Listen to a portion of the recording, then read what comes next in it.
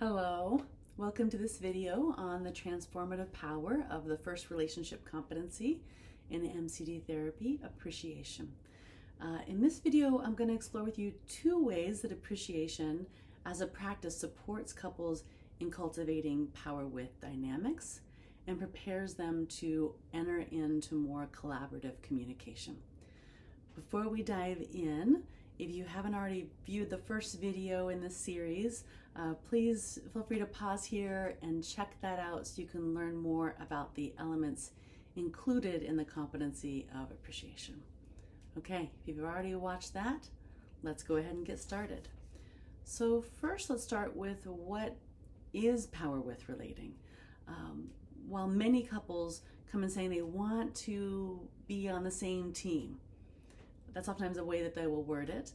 They often actually lack the skills to live this life-serving intention in their lives. They keep winding up in familiar push-pull qualities of dialogue and maybe even quiet power struggles of abandoning or giving up on their needs to just trying to keep the peace. Sometimes these power struggles can sound like, you did this, I did this, so you owe me now, right? With maybe some kind of classic scorekeeping. Or you don't appreciate what I'm doing around here, kind of starting off with blaming. Or maybe you should know what I need without me having to ask you, right? There's like a silent expectation. Could give so many examples. You've probably heard many of how these tragic strategies for connection sound. In contrast, power with relating is really about mutual empowerment. It fosters a dynamic where each person's needs are valued and openly discussed. Couples are focusing on understanding each other and collaborating in a way that includes each person's needs. Rather than tackling each other, they really learn how to become a team, engaging in the creative process of exploring what is possible for the benefit of each partner's needs and values in the relationship. So there are many ways the practice of appreciation supports power with relating. For this mini introduction, I'm just going to share about two. The first is that it supports clients in building greater self-awareness and in cultivating self-responsible language that supports them in power with relating. Power with engagement does require this kind of self-responsible language where one is able to recognize what meets their own needs and the ability to express that without blame and expectations. Appreciation helps partners build this skill by offering kind of a scaffolding for how to articulate what specific actions or qualities are meeting needs. So let's break it down with starting an example of a power over communication, and then we'll move towards power with. So a power over might start with, you never help around the house. I'm so frustrated with you, right? This brief statement has one in the wrong already, right from the beginning. There's this blame. Potentially there's an expectation of what they should be doing. A statement like this is often how a power struggle begins. You never help around the house might be responded with, yeah, I do. You never noticed my contributions around here. Now each person has basically picked their side. They've become a one-person team. They're pitted against each other and let the games begin, right? We know how this can unfold. So how does appreciation help lay the groundwork for actual power with collaboration? Let's use an example where a couple is starting by learning how to engage with self-responsible dialogue through appreciation. Maybe they've been having practices where they've gotten to share things like, I wanted to share last night after dinner, when you cleaned up the kitchen and loaded the dishes, I felt such relief. It really met my needs for support and rest. I was really able to kick up my feet. Thank you so much for helping me out that way. Really appreciate it. In this example, the speaker is given a clear observation, the kitchen being cleaned and dishes loaded. They've named the needs that were met, support and rest. So as a couple is building this kind of a practice of the self-responsible language, they're also building this positive bond along the way that's going to help them for more challenging moments or when they need to tackle those harder conversations.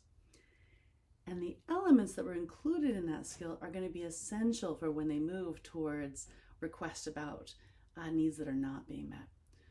So in someday, instead of like lodging that complaint to their partner, they're gonna about what they're doing wrong.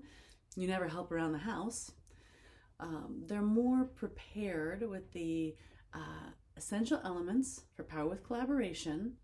For example, this may sound like, I'm noticing that my feet are really aching after standing at work all day. This now becomes the observation. I'm needing support and rest. Now these are the needs. Would you be willing to clean up the kitchen and load the dishes after dinner tonight? So the same action that could have been a celebration because it meets needs, the client now has a better understanding of how they could make that request for what would meet those needs.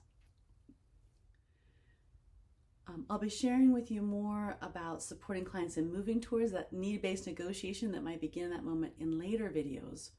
For now, my hope is that you can hear how the elements in this request were learned through that bonding practice of appreciation, where they were learning the elements of that dialogue skill. Okay, let's go ahead and move to the second way that I'll be sharing with you today about how appreciation sets that foundation for power with relating. This practice also helps couples build trust that appreciation is actually a celebration of what is working, rather than a tool being used to sway or manipulate future behavior. One of the unfortunate barriers of power with relating is the fear that when we hear an appreciation, it's really just a disguised request, or it's a form of persuasion, or now it's going to be an obligation to continue performing that same action in the future. Like if someone were to hear, "I sure did like how you cleaned up last night, thank you," that may be heard as, so you better keep doing it. Many people have truly experienced what I might call conditional appreciations in the past, in relationship or family systems, where thank yous were used as a tool to sway or manipulate another's behavior. So when appreciation is given as this deeper, honest expression, it can really help the receiver begin to develop that trust. Trust that the partner is expressing a genuine gratitude and not an unspoken agenda. They're simply getting to learn about what worked for their partners, how they contributed to their partner. This really matters because when partners fully trust that appreciation is not tied to strategy of manipulation, they can begin to more openly receive it, allowing appreciation to deepen the connection and the bond rather than create a sense of pressure. Instead of thinking they're being evaluated or subtly coerced into maintaining behavior, they can begin to relax into trust that this is a positive moment of celebration of what's working. This shift is going to allow partners to trust that they're genuinely valued and their unique contributions are received in the relationship. Again, this is allowing appreciation to function as a celebration of what is working rather than covert attempt to influence and control, ultimately deepening the foundation of power with relating. Okay, so as we wrap this up, I hope that you're beginning to see how the practice of appreciation is far more nuanced than just a nice gesture. This is a really foundational practice that offers couples so many transformative benefits. If this exploration has resonated with you, I invite you to continue by joining our upcoming introduction to appreciation and mindful compassionate dialogue therapy, where we'll dive even deeper into this practice. So for now, thank you for being here today. I'm imagining that you're watching this video is an expression of your commitment to supporting clients in building relationships rooted in power with dynamics. If you're interested in joining a community of like-minded therapists who also value this, I look forward to having you join us. And until next time, let's continue to lead with love.